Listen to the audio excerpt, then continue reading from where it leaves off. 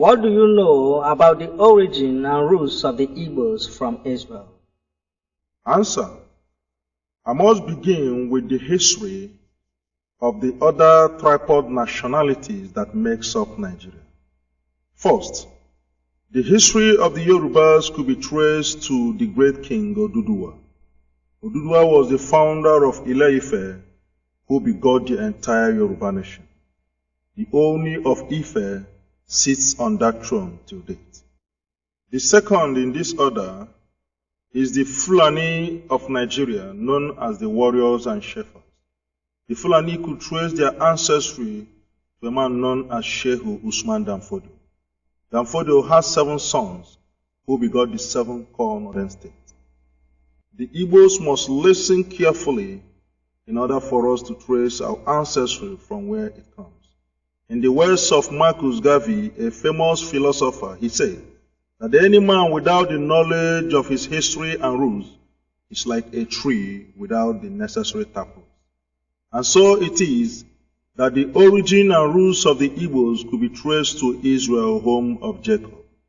Jacob was the father of Israel, who had 12 sons, namely Reuben and Simeon, Levi and Judah, Dan and Naphtali, Gad and Asher, Issachar and Zebulun, Joseph and Benjamin, written in Genesis chapter 29, verses 30.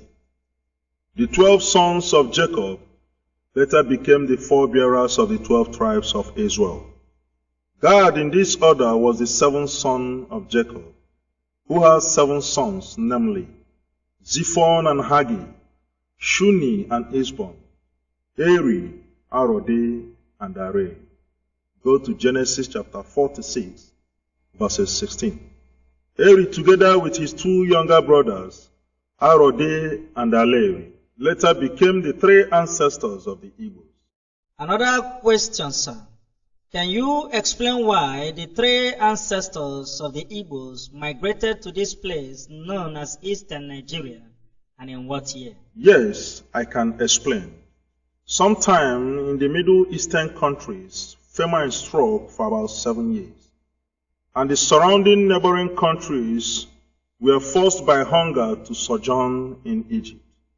And so Jacob and his families and relations were forced to stay in Egypt. But before this, one of the sons of Jacob, known as Joseph, had been sold to slavery in Egypt by some of his brothers.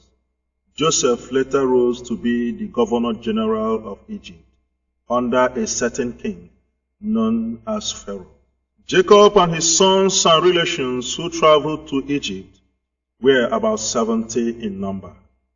They lived happily in Egypt until they began to suffer persecution in the hands of the Egyptians.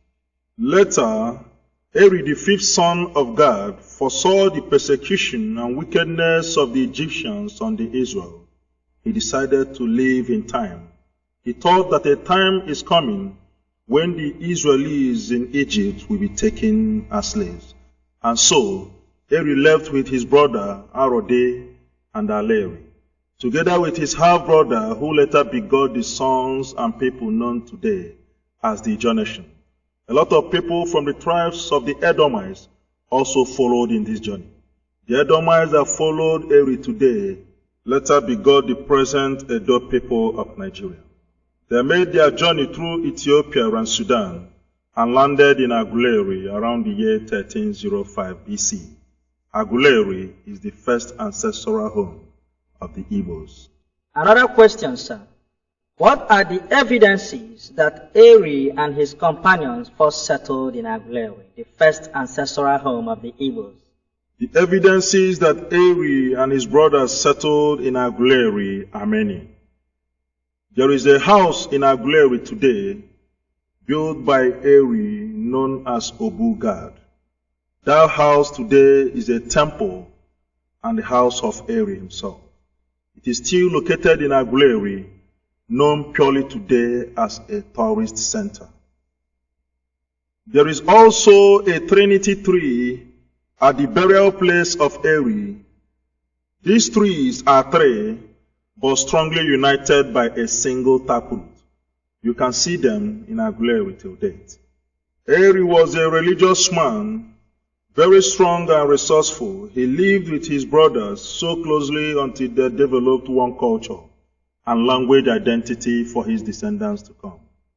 This generation was later known today as Ndi Igbo. Later, his brother Arode and Areli dispersed to different settlements, making up the various towns of Igbo today. Eri and his companions were not dark in complexion.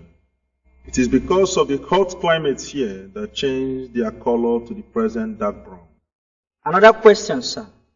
Can you point to us, sir, some of the descendants of Eri today? Answer. Eri, the first father of the Igbos, has about 5 sons, namely Agolo. Agolo was the ancestor of the people known today as Aguleri.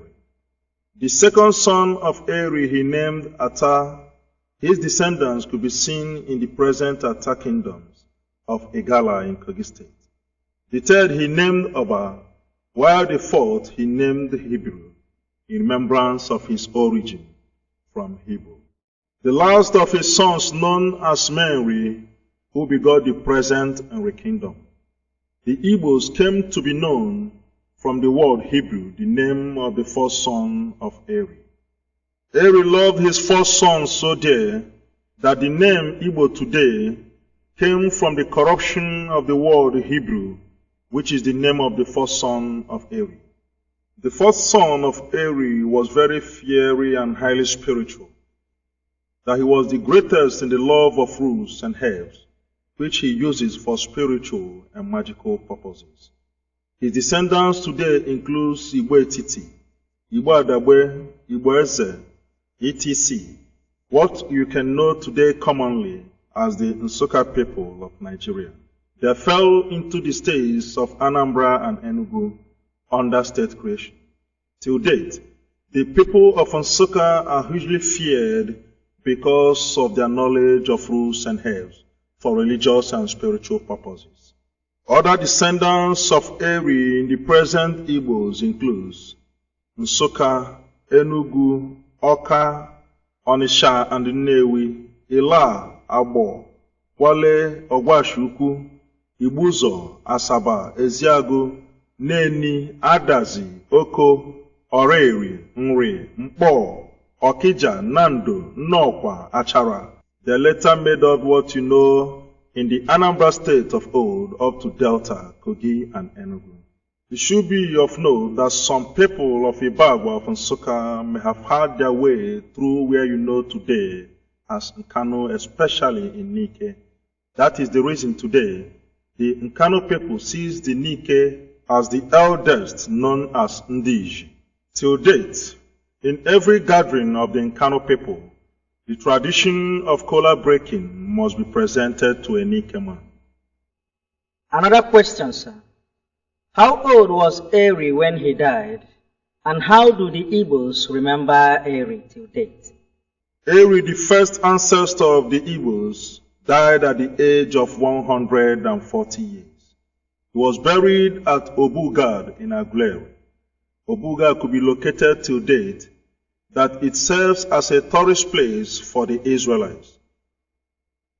The native people of Aguleri remember their grandfather Eri so dear. They perform annually a traditional feast in remembrance of the return of Eri. The Igbos, while describing a very long time ago, used to say Mberi or Erimbe, meaning long time ago. Aguleri is the ancient Edo kingdom, narrated in some of our Igbo folk tales of old. Another question, sir. How true is it that Eri was a man of wealth and means? Answer. Eri was wealthy and resourceful, almost like his great-grandfather Abraham. The wealthiness of Eri could be seen today in his descendants, that the Anambra people of Nigeria was home to the wealthiest citizens in Nigeria and beyond. Sir Louis Odumegwu Ojukwu was the first African to be a millionaire. Another question, sir. Can you also tell us something about Arode, the younger brother to Eri, and where can we locate his descendants? Answer. Arodi was the immediate younger brother to Eri, as recorded in Genesis chapter 46, verses 16. Having lived together with his brothers, later dispersed to begot the present Arochukwu kingdom. Arodi was as industrious as ever and naturally blessed with the gifts of arts and craft. This could be shown in some of his descendants, the Abangwa people of Aba, that they were the first industrialized developed part of Nigeria and known till date as the Japan of Nigeria. The Arochukwu was famous for commerce and trading and hugely linked to the slave trade. His descendants include Nembe, Ngwa, Abakiliki, Ogoni, Afikpo, Aro Ekotekpene of Akwa Ibom, Aro Echie in River State, Aro Ndizogwe in Imo State. The people of Arochukwu could be seen virtually beyond Nigeria due largely to slave trade. They had their people around America and Europe, most especially places like Cuba, where you have the Ogologal or annual festival of Cuba. Another question, sir. What can you tell us about the last son of God known as Areli? Answer. Areli was the last son of God and one of the ancestors of the Igbos. Go to Genesis chapter 46, verses 16. He was known to be the wisest of all. He was a man of natural wisdom and preservation. The native tongue of his descendants is today accepted academically as the central Igbo language. The descendants of Areli includes Oweri, Umuahia, Diobu, what you know as Porakot, Okigwe, Olu, Nkwere, Mbano, Elele, Mbaise, etc. Therefore within the states of Imo and Porakot. The wisdom of Areli was demonstrated and seen in one of his descendants known as Olauda Ekwano, who was a victim of slave trade to Britain. He was the first slave in history ever to buy his freedom with his money at the age of his early 20s. Olauda Ekwano hails from Ekwano in the present Umuahia. He was the founder of the first British black political movement. He fought for the liberation of the slaves everywhere around Europe, that he liberated the slaves in Britain and settled them in the present Sierra Leone. He gave them a capital known as Freetown. His other name could be known as Gustavus Vassa. Another question, sir. Who was the first man in history ever to write in his book that the Igbos were descendants of Israel? Answer. The first man in history ever to write that the Igbos are descendants of Israel, his name is known as Olauda Ekwano, otherwise known as Gustavus Vassa. He was a slave in Britain who later liberated other slaves and settled them in Sierra Leone. He founded the capital known as Freetown. Olauda wrote about his slave experiences in his book and autobiography known as The Interesting Narratives of Olauda Ekwano, written around 1789. He traced his origin to Ekwano somewhere in Africa. The said Ekwano is located in Umuahia till date. He was the first man in history ever to write in his first chapter of his book since the 17th century that the Igbos are descendants of Israel.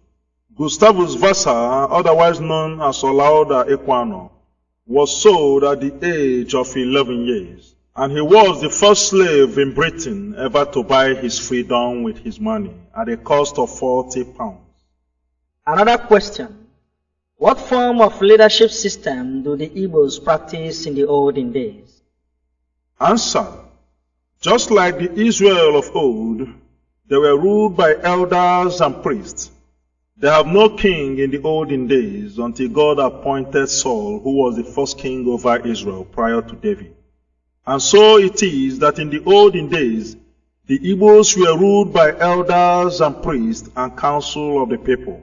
Today one can observe that since the settlement of the first Igbo ancestors, the Igbos were ruled not by kings, but by titled men and elders and the priests of various oracles.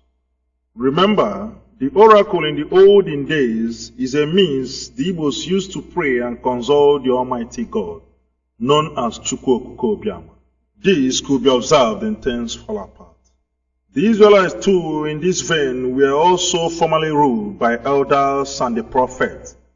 Look at the case of Moses, who led Israel to the promised land, until God gave them a man known as Saul, who ruled over Israel prior to David. In this way, the Igbos were ruled by eminent kings known as Eze. For example, Eze E. Chukwuemeka Eri, the man who rules over Aguleri till date.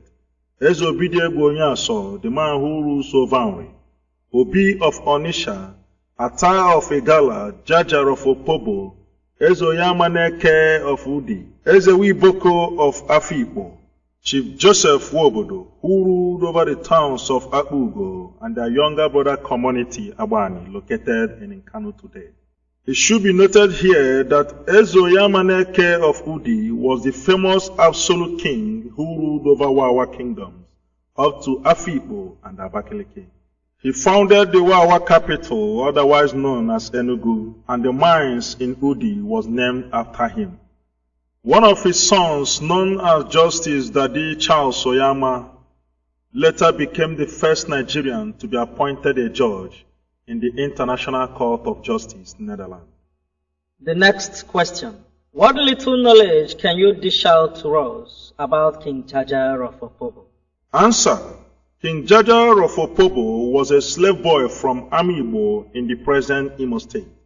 He was sold to slavery at the age of 12 years, around the year 1821.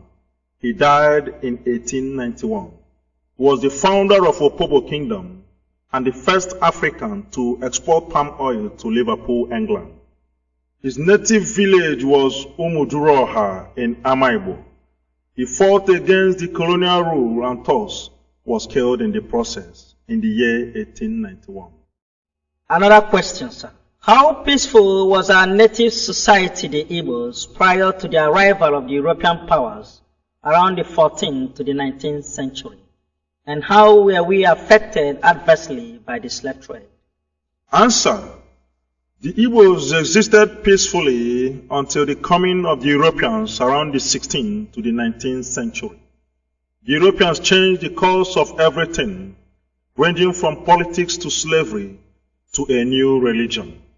And so it was that the slavery which occurred in Nigeria around the 15th to the 19th century claimed more than 1.7 million Igbo Jews, ranging from Calabar slave depot to the place we know today as Badagry.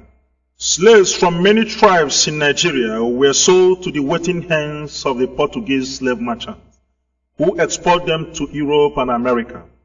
An unsuspecting innocent victim was taken forcefully against his will and shipped to either Calabar or Badagry, the land of no return, wherein the journey begins heading to western destinations.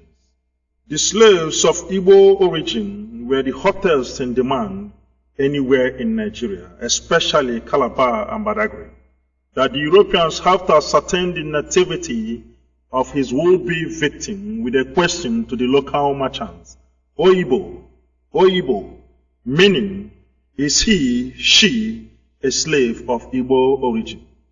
They quickly pay in high price for the Igbo slaves, and in this way, the traders came to be referring to the white men as Oyibo people, because of that very question at Badagry and Calabar slave depot.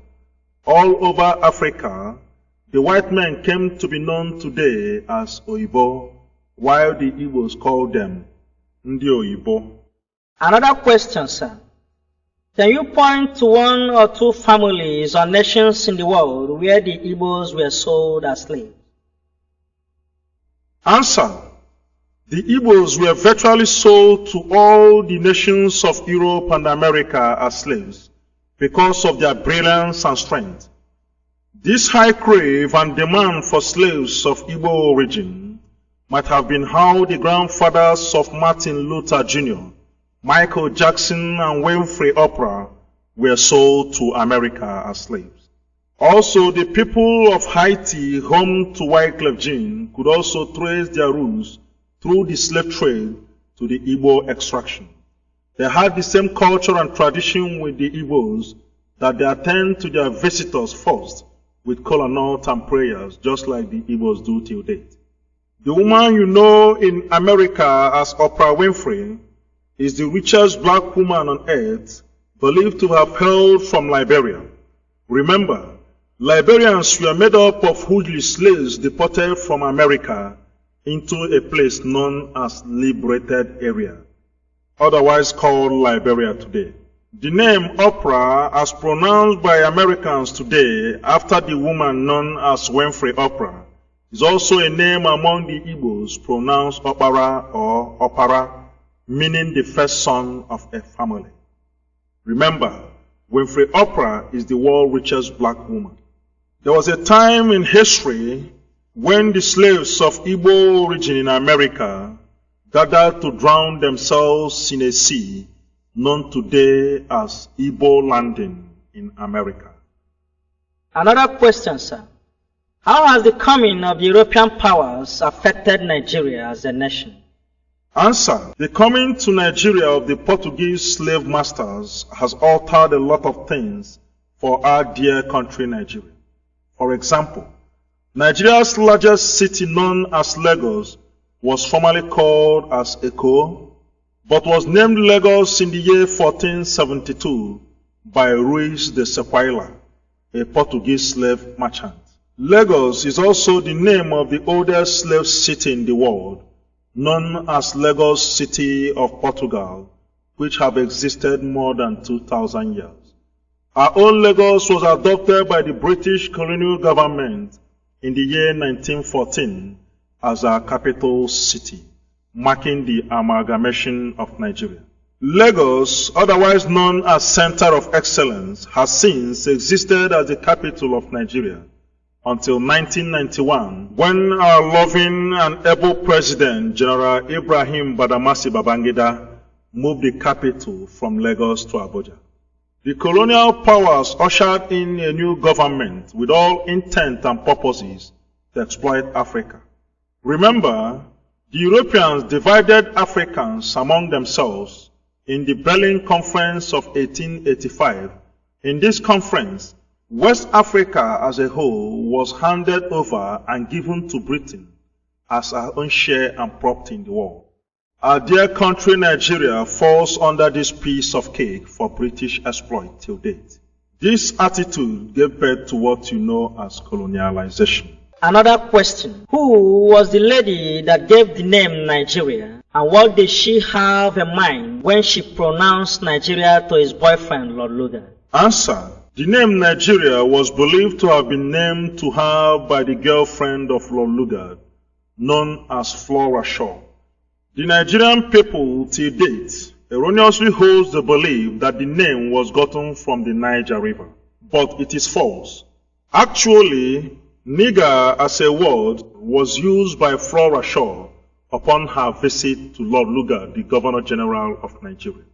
I must bring to you that nigger is an European way of showing disgust or ridicule to blacks, which to them could otherwise mean monkey or blacks.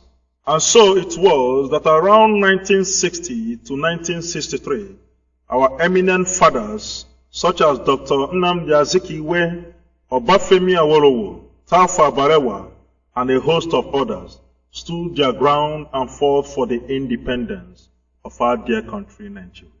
Again, sir, as a historian, how do you think Nigeria's independence then affected the Igbo people, otherwise known as Jews? Answer. The independence of Nigeria, which was later followed by a lot of crises, had affected the Igbos adversely. There was crisis between the political and military ranks. This ushered in a military coup led by Major Kaduna Chukwuma Zobo. This blood-sucking coup later led to the emergence of a counter-coup led by the northern military ranks against Ironsi and the Igbos.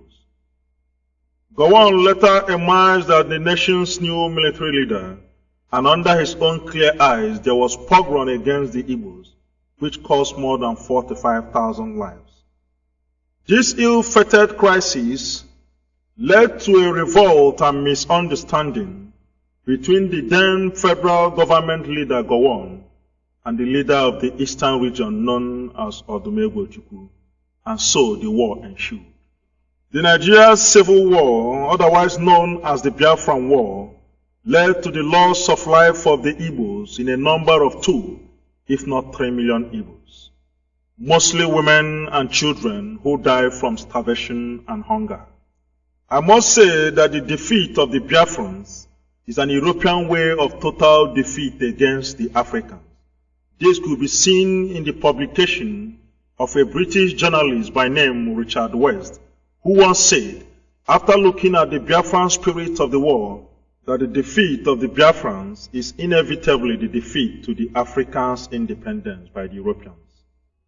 Another question. What do you know about the origin of the name Biafra? Answer. The name Biafra was traced to a Portuguese early explorer who had come around the rivers of Ogoni known as Bight of Biafra. His name is Joao de Biafra. The word Biafra was first pronounced by Chief Frank Opubo. He hails from Ijo. Odumegwu Ojukwu later adopted that name after his new nation between 1967 to 1970. Going back to Israel again, sir, what can you say about the life of the Igbos and the Jews? Answer. The Jews, otherwise known as Israel, have a lot of things in common with the Igbos. Till date, the name Ada is a name among the women of Israel. It is also a name among the Igbo people till date. Ada is recorded in Genesis chapter 4, verses 19 to 20. The Igbos pronounce Yahweh in every Igbo gathering, especially of elders. Yahweh is pronounced Yah for short.